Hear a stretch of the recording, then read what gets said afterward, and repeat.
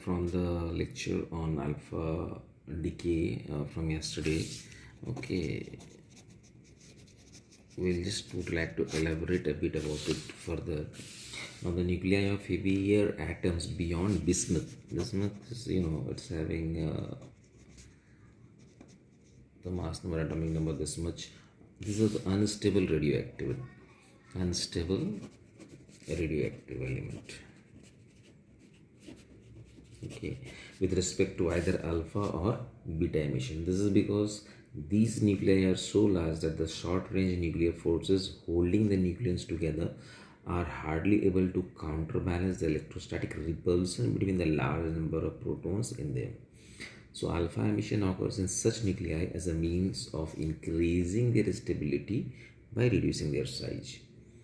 Okay, so in fact all the nuclei with Z greater than 83 and A greater than 209, this spontaneously decays into lighter nuclei through the emission of alpha particle, which is obviously we know that He2 4 nucleons. Okay, so the equation for alpha decay, as we have already discussed in the last lecture, can be written as Z x4 the A, it gives Z minus 2 y, it could be y written as y a minus 4 plus he4 2.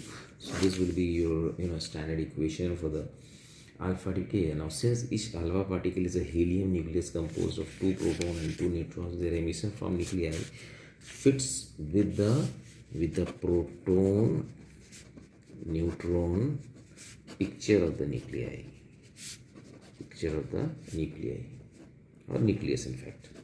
So an important question which comes in our mind is that why the radioactive nuclei emits alpha particle rather than a proton, because it's there inside it. So the answer lies in the high binding energy of the alpha particle. To escape from a nucleus, a particle must have high kinetic energy. Only the alpha particle mass is sufficiently smaller than the sum of the masses of its constituent nucleons. Therefore, in the formation of alpha particle within the nucleus, sufficient energy is released, which becomes available to the particle to escape. Again, there remains the problem of how an alpha particle can actually escape the nucleus.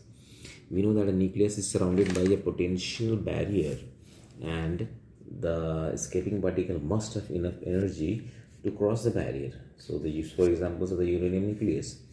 Okay, for alpha particle has a potential, the uranium, this has a potential barrier okay, of 27 mega electron volt height actually. Okay, this much height. So this is the potential barrier height for the uranium nucleus. Okay, so that only particle having energy more than 27 MeV, okay, or more energy would be able to escape. But alpha particle emitted by uranium have energy only of 4 MeV. So then the question comes in our mind that how it crosses the barrier at all. Okay, so this could be answered already. We have done in our quantum mechanical lecture. Now it is based on the following lines. That is, number one, an alpha particle before emission exists as such within nucleus. Okay, but who is that? It is in constant motion. Okay, it is in constant motion. Okay, constant motion, but is kept inside the nucleus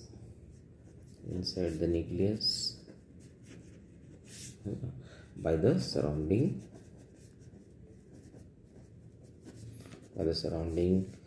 potential barrier. Okay. Thirdly, there is small but finite probability that the particle may leak through the barrier each time it collides with it. So there is a probability there is the probability, okay, that the particle, in this case it's alpha, okay, that the particle may leak through the barrier. So the here barrier is 27 MeV. Each time it collides with it. Okay. So this happened because of the wave nature of the particle. Okay, once the particle leaks,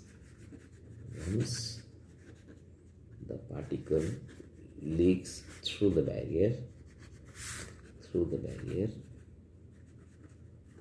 okay, it escapes from the nucleus,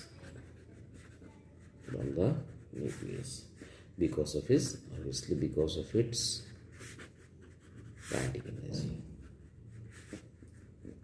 Now an alpha particle within a nucleus, it collides with the surrounding barrier about 10 to the power 21 times per second. So it collides this much time. Okay. Now the calculation shows that in case of uranium 238 nucleus, the chance of escaping in any single collision is, say 1 out of 10 to the power 38. It is 1 out of 10 to the power 38. So the alpha particle may have to try for, say, 10 to the power 38 by 10 to the power 21, which comes to be 10 to the power 21, which comes to be, say, nearly 10 to the power 17 second, which is equal to 3 into 10 to the power 9 years. Okay, before it actually escapes. So this basically explains the very long half-life of U-238, which runs in billions of years, say 4.5 billion approximately, right? So this is the end of this lecture on alpha decay, basically, where we confine ourselves to the syllabus as it has been given in the CBCS. So next lecture will start with beta decay. Until then, thank you and keep watching.